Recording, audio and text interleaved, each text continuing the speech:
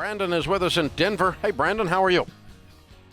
I'm good, Dave. How are you? Better than I deserve. What's up?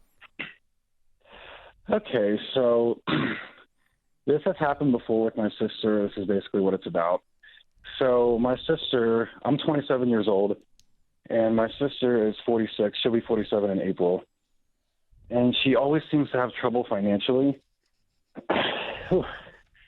And recently, she asked me for $100, and I'm not sure if she's aware that I know that she owes my mom $800.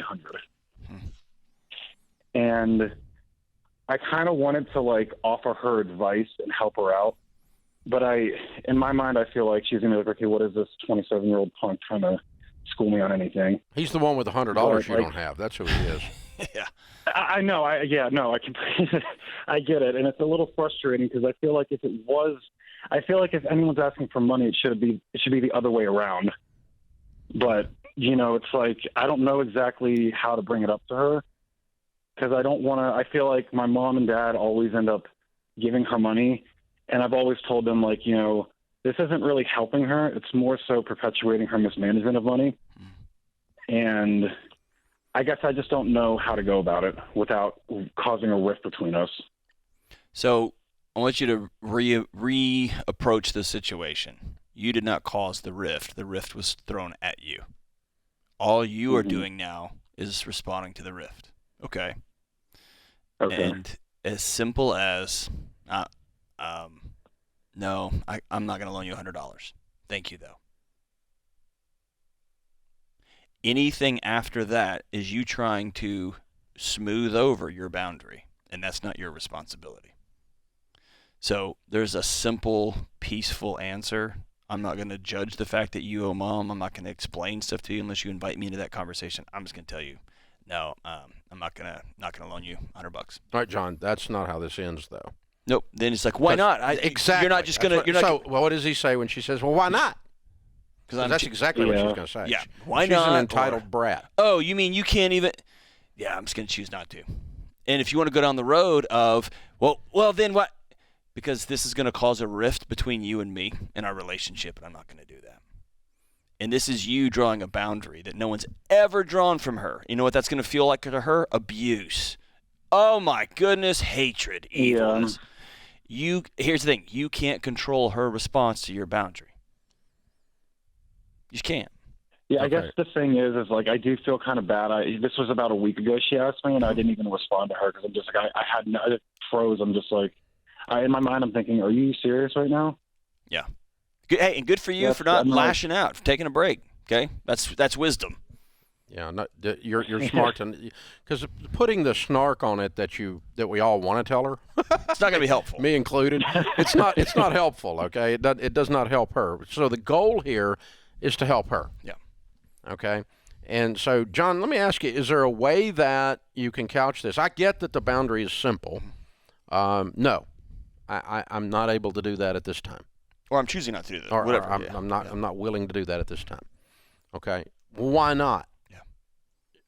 Is it okay to then, is it productive then to say, what I would choose to do is if you will go through this class, Financial Peace University, that costs $100, I'll pay for it for you. Yeah.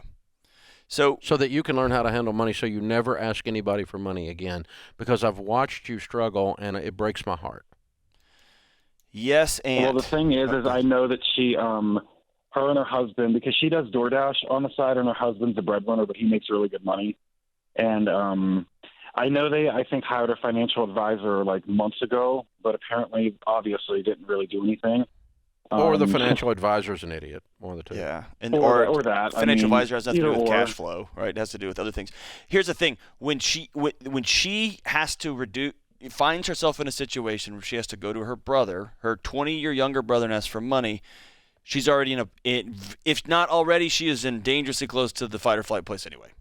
Something has come up that has pushed her to this area. And then you say no, and every alarm she's got is going to start ringing.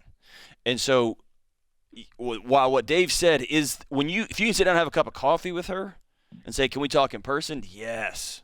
I care about you a lot. This has come up a lot. I know you've been with mom and dad. I want to see this. I want to help. $100 is not going to help. It might bail you out of a thing you think you have. But in that moment, usually people can't hear me. That's why I always recommend wait to be invited in. If you want my money, here's what it's going to come with. You're going to sit down and you have to have a cup of coffee with me. So maybe that's the angle. I'll give you $100, but you have to meet me in person and you're going to have to listen to what I have to say. And that may be where you hand her. Well, that's a little bit. That's kind of the. I mean, I'm visiting back because I'm originally from Maryland. I'm not from Colorado. Yep. So I'm visiting home soon, and that's kind of something I'm a little nervous about visiting because I don't know what to see her. But I think it's also kind of a good opportunity, as you're saying, to kind of sit down with her and talk to her because it's been going on. I think ever since she got married for like 18 years, this has been going on because apparently she used to have a better credit score than my dad. So, and now her credit score is like really not good. Yeah, she's got bigger things going on, and maybe that's the angle is you sit down with her and say, I want to take you to breakfast or take you to lunch, and then say, I'm really worried about your life. You asking your little brother for what's going on? Are you okay?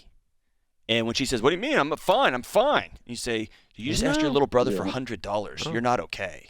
And that becomes an angle that is going to give you permission into speaking to her and what's going on in her soul, right? But the end of the end of the story is, regardless of her reaction or her choice to respond in any of these conversations, under no circumstances do you give her $100, except in the event that she is going to plug into things that cause her to start winning with money, so that she never has to ask for it again. Yeah, that's kind of my angle. That's been my angle for a while because I even get upset with my parents because she's asked me for money before, and I only gave her money one time. She's probably asked me for money like 5 times, and I've said no all the other 4 times. The very first time I said yes.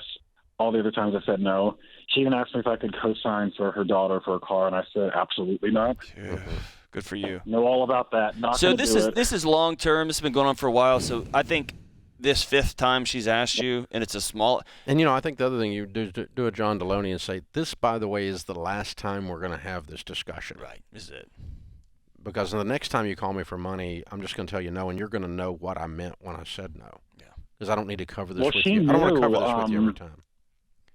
Yeah, well, she knew because even like she texted me. She didn't really even call me, which sounds weird. But she texted me and she was like, "I know you don't like giving me money." It's like, well, yeah, I don't. It's not even like, but it's not you though. It's like I just don't like giving people money, like money that I've worked for. I mean, if I'm all about giving people gifts and maybe like charity and volunteer and stuff like that, but it's like repetitive. And my parents, I get kind of like, I know I can't do much about them, but when they keep giving her money, I always tell them like, please don't do that, because it's like they're digging a hole.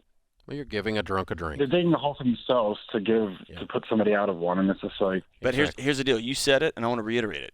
You can't do anything about what they're doing. And so you've spoken your piece to your parents. I would get out of their head. I'd get out of their decision-making process. And don't let them don't let this issue have any more real estate in your brain. It's a real simple thing. I'm willing to help my sister in a way that I am really helping her, not in a way that I am giving a drunk a drink. It's very simple. And if she does not want to participate in that, then I'm unwilling to have any more conversations even about this until she is. Okay. And I know I'm your little brother. I know this is weird. This is where we are. Yeah, I mean, I know it feels weird because you're old enough to be my mother. I mean, she's 20 years his senior, and so that is very weird. Yeah. It's not a classic sibling relationship, and so you just say, here's my terms, and they're all for your good. Yeah. I don't need the $100. I could give you $1,000. But none of this is going to help you, but I want to really help you. And something's clearly not okay. Yeah. She's got bigger problems than $100. Heartbroken. A lot bigger problems. And because they're chronic, they're ongoing.